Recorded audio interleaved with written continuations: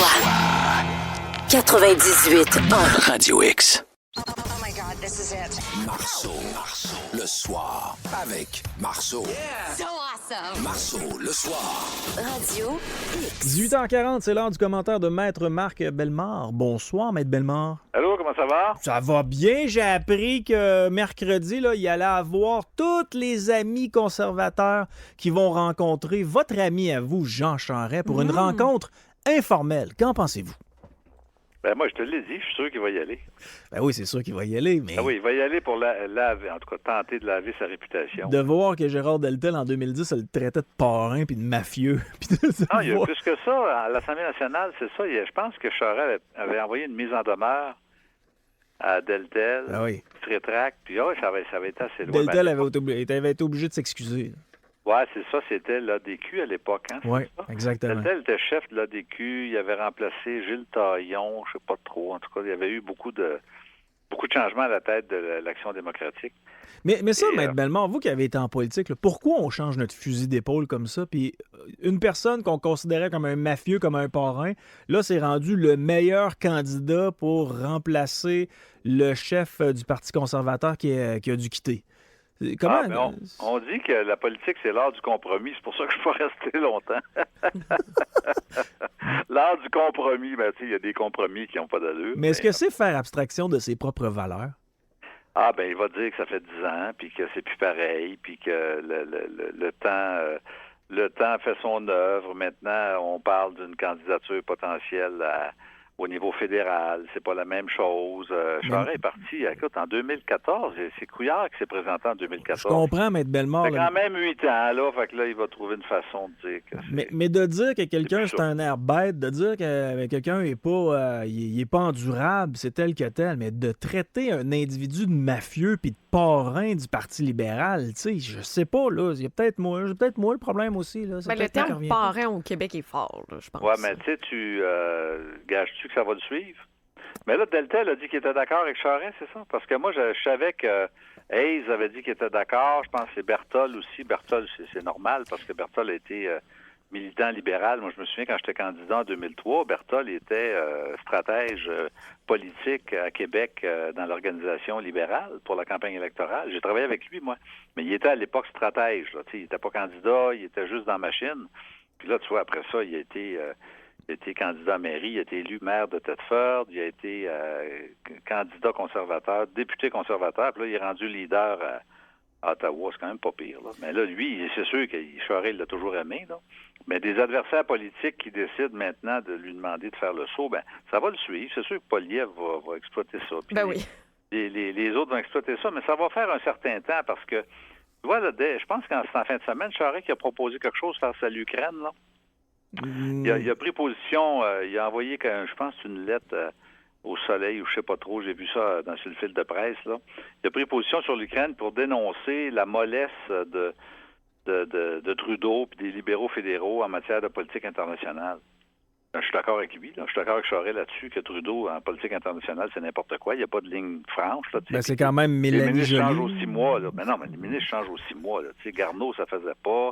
Ça a été Stéphane Dion, ça faisait pas. Puis... C'est Mélanie Joly là, qui gère tout ça. Ben, les ministres des Affaires extérieures avec Trudeau qui avait le moindrement d'envergure, ils s'en débarrassaient. Là, il va chercher Mélanie Joly. Trouves-tu que c'est crédible, toi, en politique internationale? Elle s'exprime bien. J'imagine qu'elle est la porte-parole de, mais n'en demeure pas moins que je trouve que ça on fait un peu pitié. Donc, Gérard Deltel a dit « Je souhaite ardemment que Jean Charest soit candidat à la course à la direction du Parti conservateur du Canada et j'entends l'appuyer. J'ai confiance que Jean Charest est l'homme pour rallier le parti, pour gagner le Canada et c'est exactement ce dont notre parti et surtout le pays a besoin.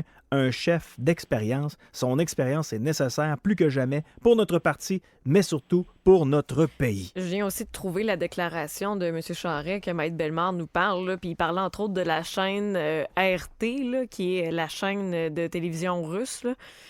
Il y a déjà deux compagnies, dont Bell, là, qui ont décidé de retirer la diffusion de celle-là. Lui appelait à ça, puis il y a des sanctions, oui, plus sévères, et ne pas se ranger nécessairement derrière les Américains, les États-Unis, et d'aller défendre d'abord les intérêts du Canada.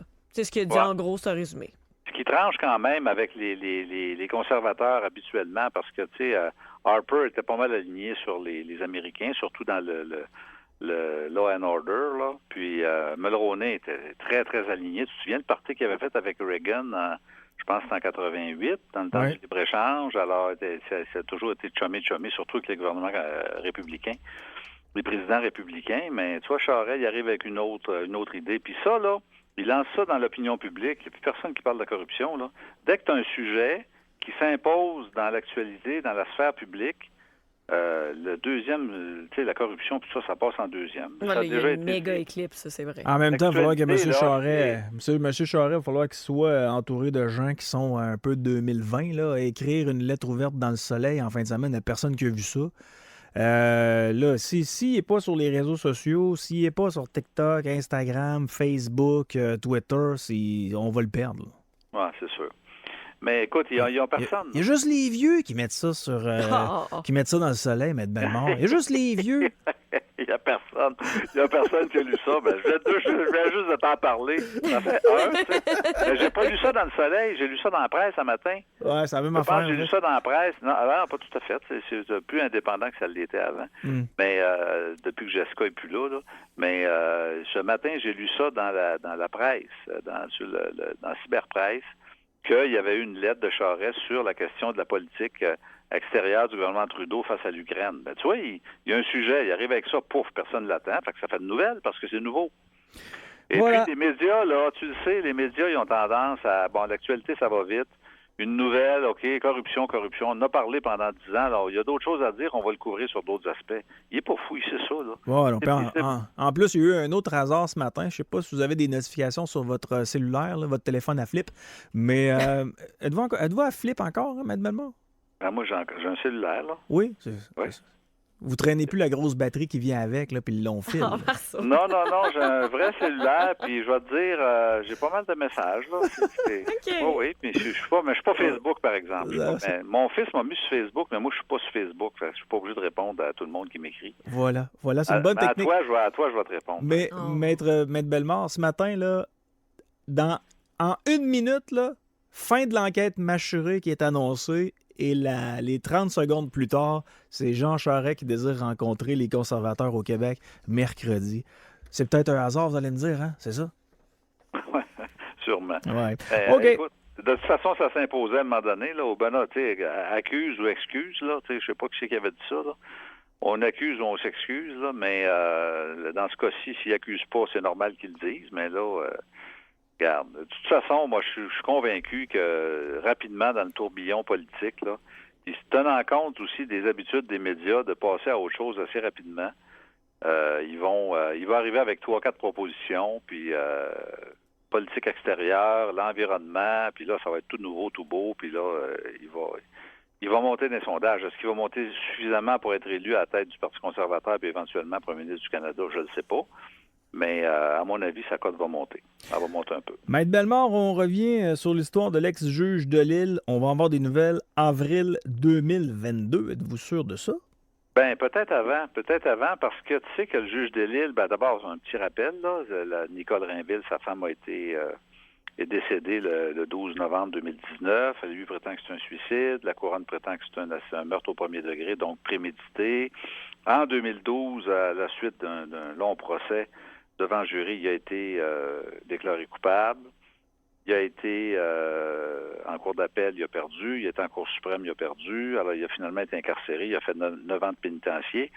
Et là, il y a un comité fédéral du ministre de la Justice, Lametti, qui a décidé qu'il y avait des erreurs judiciaires, puis donc de recommencer le processus et d'annuler tout ça. Ce qui fait que la couronne au Québec, le DPCP, doit recommencer, porter des accusations de meurtre au premier degré. Et là, bien évidemment, le juge de Lille dit, bien écoutez, moi j'ai été déclaré coupable en 2012. Ce verdict-là vient de tomber. Alors là, vous m'accusez en 2022 encore, puis je ne suis pas encore jugé pour un crime que vous me reprochez en 2019. Alors, c'est beaucoup trop long. Et c'est sûr que c'est trop long parce que si tu regardes les enseignements de la Cour suprême dans l'affaire Jordan, c'est plus que 30 mois. Alors, normalement, c'est trop long. Mais là, ce qu'il dit, le juge Delisle, ce qu'il a plaidé devant le juge Jean-François Aymon, qui est un juge de la Cour supérieure, qui était autrefois à Cour d'appel, mais qui a décidé de retourner à la Cour supérieure, c'est lui qui va décider de ça. Est-ce qu'il y a eu des erreurs de la Couronne qui font en sorte que ça a pris beaucoup de temps? Alors, en principe, on va dire qu'il n'y a pas d'erreur de la Couronne parce qu'il a été condamné en Cour supérieure devant le jury en 2012. Puis après ça, Cour d'appel a maintenu ça, puis Cour suprême a dit ça, donc il n'y a pas d'erreur de la Couronne. La Couronne a eu raison, elle a gagné sa cause. Mais lui, ce qu'il essaye de faire, par le biais de ses avocats, c'est de démontrer que les experts se sont trompés et ont commis des erreurs épouvantables, puis c'est pour ça que ça a retardé le processus, puis etc. Alors, l'erreur du DPCP, ce serait à travers les erreurs de ces experts. Ça va-tu marcher? Moi, j'en doute, là, personnellement. Je n'ai pas l'impression que ça va marcher. Je peux pas croire que le juge va commencer à regarder les erreurs des experts, qui est une question qui relève beaucoup plus du juge au fond. T'sais. Exact. Une fois que les experts sont entendus, on ne sait pas trop ce qui s'est passé en Cour supérieure parce que devant le juge Aymon, parce qu'il y a une 50aine de pièces qui ont été produites par La Rochelle puis Maxime Roy, qui sont les avocats du juge Delisle, mais on n'a pas accès à ces pièces-là. Parce que, normalement, la justice est publique, mais là, il y a eu un huis clos, parce que le juge a compris que ça pouvait peut-être contaminer éventuellement le jury. Parce que ces pièces-là sont produites de façon préliminaire, mais compte tenu que le procès n'a pas eu lieu, si les pièces sont... Les documents, puis les expertises, puis les vices supposés des expertises de la Couronne sont rendus publics, à ce moment-là, ça pourrait peut-être amener un jury à se faire une idée préconçue, puis ça pourrait peut-être le contaminer. Alors, tout ça est secret pour l'instant, mais évidemment, si le juge décide de donner suite à cette requête-là, puis à casser les accusations contre le juge Delisle, puis à le libérer, parce que Jordan, c'est pas un acquittement, c'est une libération. C'est comme les accusations sont cassées puis annulées. À ce moment-là, probablement qu'on va savoir ce qu'il y avait dans les 50 documents. Mais si le juge décide que le juge Aymon décide que Jacques Delisle doit être jugé au mérite, à ce moment-là, les pièces vont être produites régulièrement, puis les journalistes vont y avoir accès à mesure que la preuve va être présentée. Est-ce qu'il a toujours le même avocat? Il y avait La Rochelle. Oui, Maître La Rochelle. Jacques La Rochelle. Ouais. Puis là, ça a l'air qu'ils sont deux. C'est Maxime Roy aussi qui a pris la relève. Fait qu'ils sont deux. Il était deux pour présenter ça au juge Delisle. Pas mal deux excellents avocats, là. Oui, au mois de novembre là, 2021. Ouais. Il y a une ordonnance de non-publication pour pas contaminer le jury des 50 pièces déposées. Et le juge Aymon a dit qu'il allait rendre probablement sa décision là, en avril. Au plus tard, le 8 avril, dit-il. Et il a dit qu'il pouvait peut-être rendre sa décision plus tôt si son jugement était prêt avant le 8 avril. Ça veut dire qu'on va être fixé quant à savoir s'il y aura en bonne et due forme un deuxième procès dans l'affaire Delisle. Quel dossier complexe, Maître Bellemare. Je vous écoute en parler, puis ça m'étourdit carrément. Là. Dans les deux cas, on parle de délai de combien de temps si jamais il décide d'aller de l'avant ou pas avec l'arrêt des procédures? Si le juge décide qu'il y a un arrêt des procédures comme Jordan le dit, comme la Cour suprême l'a enseigné, compte tenu du long délai écoulé, à ce moment-là, ça va se terminer là, à moins que la Couronne, le DPCP, lui, en appelle à la Cour d'appel de la décision du juge Aymon de casser les accusations. OK.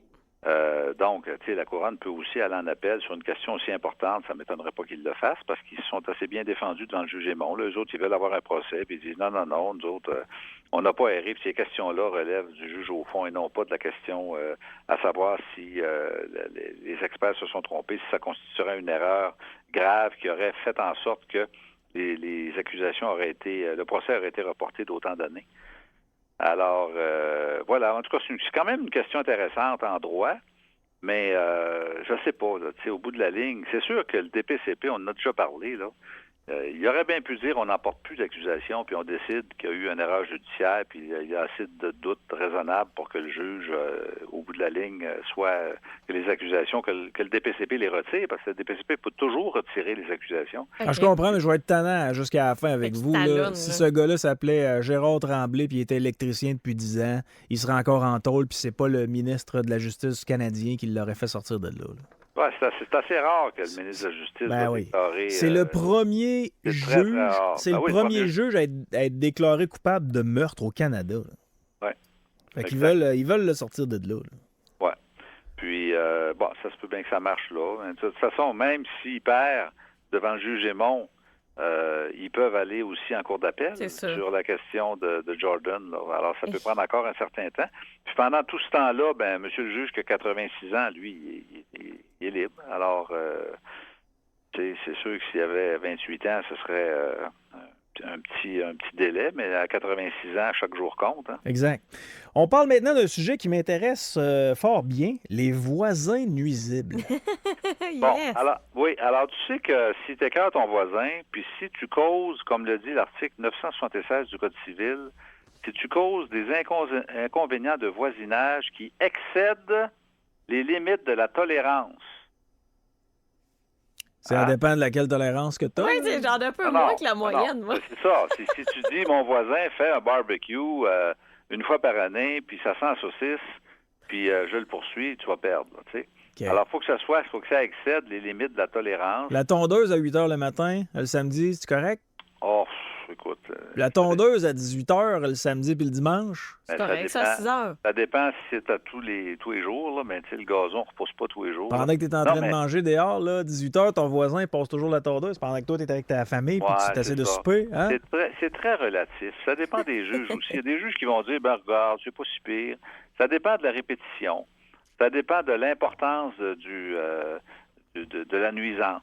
Ça dépend de l'intention jusqu'à un certain point. Tu sais, si le voisin il fait vraiment exprès, là, à ce moment-là, tu pourras avoir un recours contre lui. Mais chose qui est certaine, c'est qu'on parle d'inconvénients qui excèdent les limites de la tolérance. Alors, ceci étant dit, est-ce que le gouvernement du Québec est responsable des inconvénients qui sont reliés à l'utilisation du réseau routier? Par exemple, si tu es, je sais pas, pas très loin d'une route passante qui relève du gouvernement du Québec et qui passe, je sais pas, moi, 500 chars à minute, là. Est-ce que tu peux poursuivre le gouvernement parce que l'utilisation d'une voie publique te cause un dommage? Ben non, je pense pas. C'est ça. Tu as décidé d'habiter en bordure d'un secteur achalandé, c'est ton problème. Oui, mais des fois, il peut construire une route, tu sais. Il peut construire une route ou Ouais. élargir une route près de l'endroit où tu demeures, puis toi, tu entends sciller, puis tu entends du bruit. Ah ben, Alors- ouais, effectivement, puis même le tramway sur René Lévesque, là, il y a des endroits où on va devoir faire un genre de détour. Ça va être comme 3 virages à droite pour revenir sur nos pas, pour passer par-dessus la rail.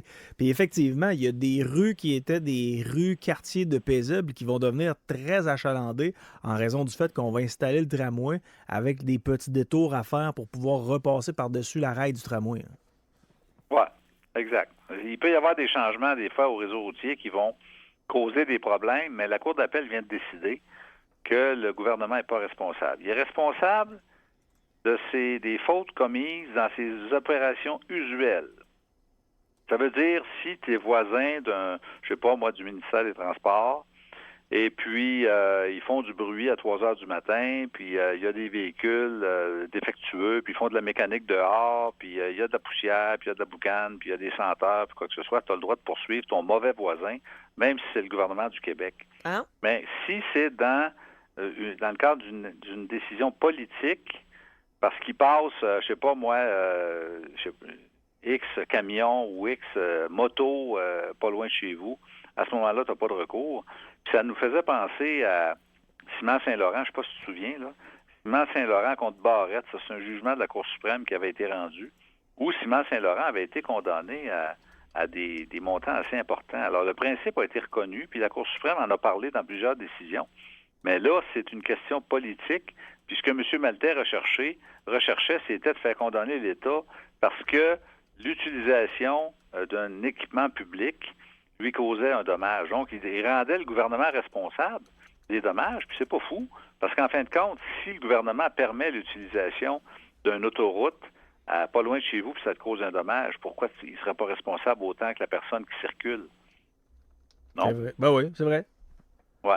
Puis ça m'a fait penser, je ne sais pas si tu te souviens, Maurice Fillon, l'ancien député nordique, Oui. il était en campagne électorale, moi en 2005, je suis allé chez eux, parce qu'il rencontrait tous les chefs de partis municipaux, parce qu'il voulait faire installer un fameux mur, là, à Charlebourg, là. Un mur Sur le long. anti-bruit? Oui, pour Oui, l'autoroute sur le long de sur l'autoroute Laurentienne. Laurentienne. Puis je pense qu'ils l'ont installé, le fameux mur. Oui. Il y a finalement un gain de cause peu de temps avant son décès. Oui. Ben, Et, tous les gars des Nordiques habitaient dans ce secteur-là. Là. Tu avais Guy Lafleur aussi qui était dans ce secteur-là. Ouais, Dans c'est le coin ça. de l'Atrium. là. Exactement. Alors, ils ont installé un muret, puis là, ça a l'air que ça a amélioré un peu la situation, mais c'est pas tu peux avoir une décision politique du gouvernement, le ministère des Transports, qui va décider d'installer un muret, mais ça relève des députés, ça relève du gouvernement, ça relève de l'exécutif, la décision d'installer un mur ou de construire une infrastructure qui vise à améliorer la qualité de vie des gens qui vivent à proximité. Tu peux pas, en justice, obtenir une condamnation contre le gouvernement qui refuse d'installer un tel mur.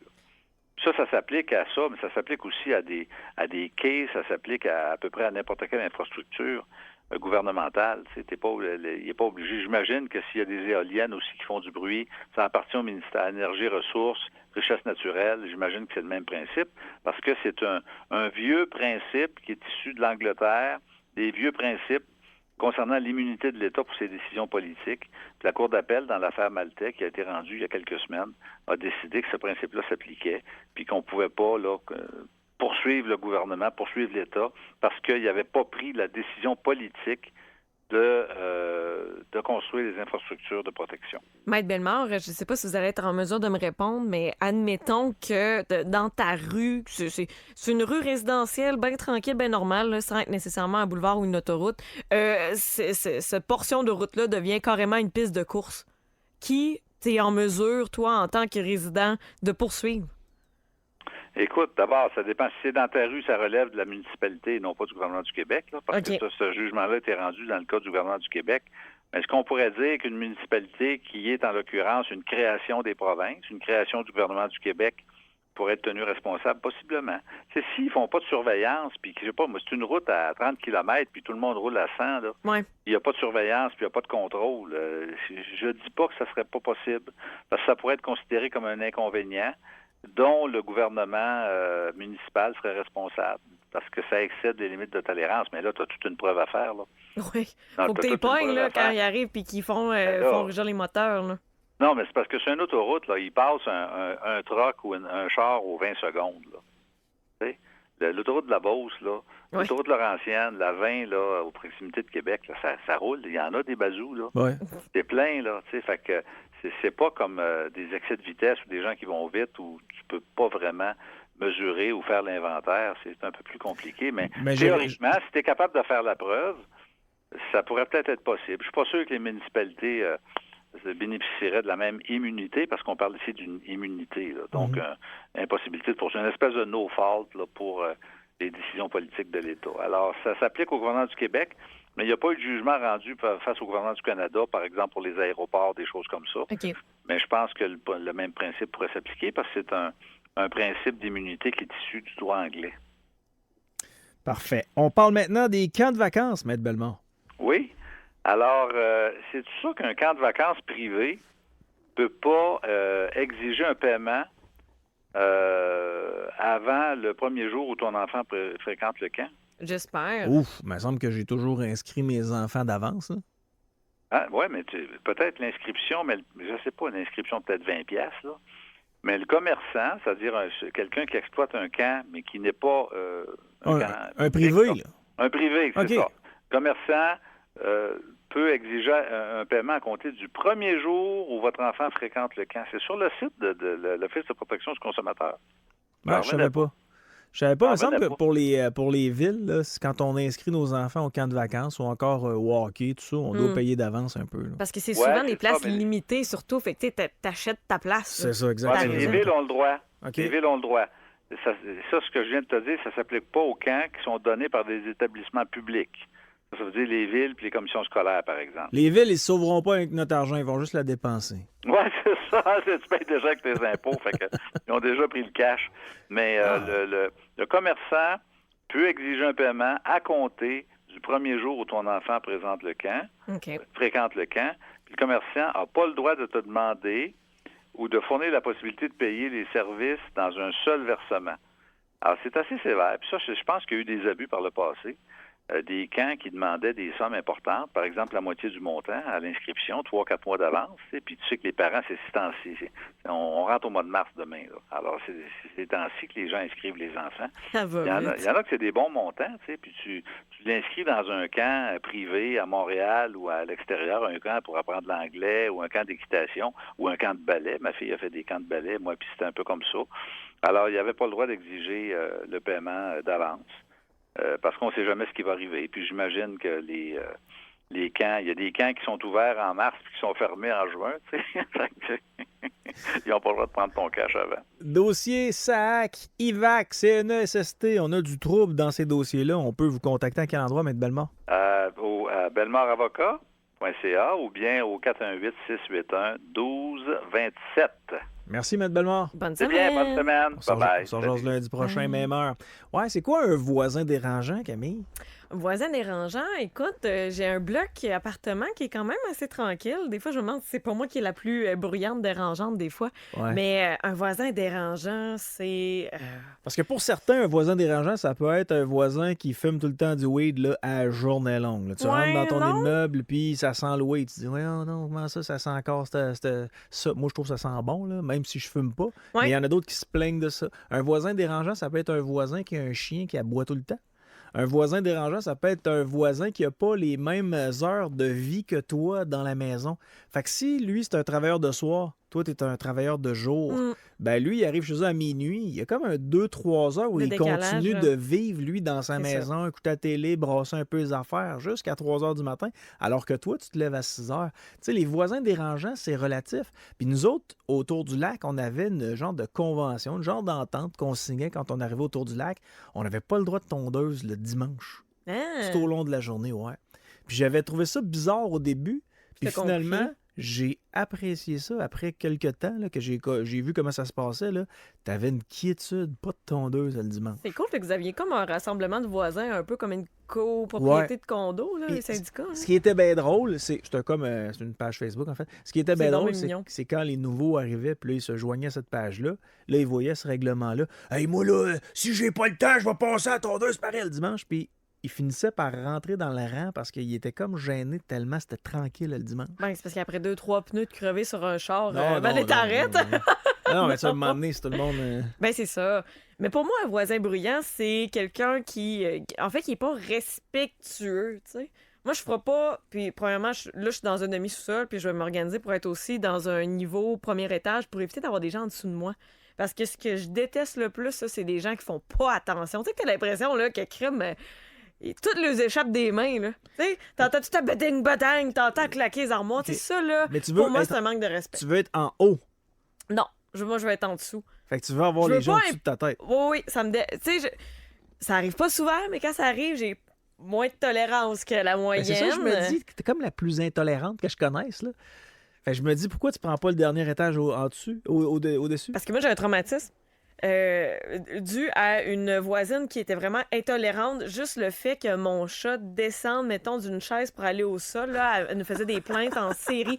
On faisait la vaisselle avec de la musique, là, Ouais. puis elle montait pour porter plainte parce qu'on faisait trop de bruit. Fait qu'on a vécu, moi et ma coloc, 1 an Ah, sur ouais. la pointe des pieds à faire le moins de bruit possible parce que toute activité de vie normale, on était 2 étudiantes en plus, là, ça dérangeait la dame qui était une écrivaine, là. Puis elle, dans ses processus de création, là, d'entendre mon chat courir dans le corridor, là, OK. elle était pas capable. Mais ça, j'aurais Fait pas que j'ai toléré. dit, peu jamais je vais être en dessous au-dessus de quelqu'un à cause de ça. C'est ça, j'aurais pas toléré une voisine comme ça. Elle va monter une fois chez nous, je vais dire, regardez, je vais faire attention, mais on vit quand même ici, là. Mais mets-toi à ma place. Ah non. J'ai 19 ans, premier appartement avec ma meilleure amie. La dame est là depuis une quinzaine, une vingtaine d'années. Qui tu penses qui s'est fait dire, ben là, faut que tu te débarrasses de ton chat? Fait que j'ai déménagé. Voilà. Moi, elle aurait pas gagné, la vieille folle.